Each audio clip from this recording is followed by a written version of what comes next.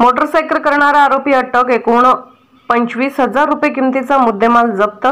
सांगली शहर पोलीस ठाण्याकडील गुन्हे प्रकटीकरण शाखेची कामगिरी। पोलीस अधीक्षक श्री संदीप घुगे सो माननीय अप्पर पोलीस अधीक्षक श्रीमती ऋतू खोकर मॅडम व उपविभागीय पोलीस अधिकारी श्री अण्णासाहेब जाधव यांनी सांगली शहर पोलीस ठाणे हद्दीत घडणारे गंभीर गुन्ह्याच्या घटनास्थळी लागलीच भेट देऊन गुन्हे उघडकीस आणून आरोपी यांना अटक करण्याचे आदेश देण्यात आले होते।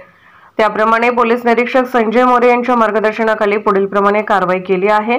दिनांक 12/5/2024 रोजी सांगली शहर पोलीस ठाण्यात मोटरसायकल चोरीच्या वरील प्रमाणे गुन्हा दाखल झाला होता। सदर गुन्ह्याचा तपास सुरू असताना गुन्हे प्रकटीकरण शाखेतील पोलीस कॉन्स्टेबल 16-14 सुमित सूर्यवंशी यांना त्याच्या गोपनीय बातमीदारामार्फत माहिती मिळाली की सदरची मोटरसायकल ही यातील आरोपी याने चोरी केली असल्याची खात्रीशीर बातमी मिळाल्याने सदर संशयित इसमास ताब्यात घेऊन त्याच्याकडे सदर गुन्ह्याच्या अनुषंगाने अधिक चौकशी केली असता त्याने सदरचा गुन्हा केल्याची कबुली दिल्याने त्या सदर गुन्ह्याकामी अटक करून सदर गुन्ह्यात चोरी केलेली मोटरसायकल जप्त करण्यात आलेली आहे।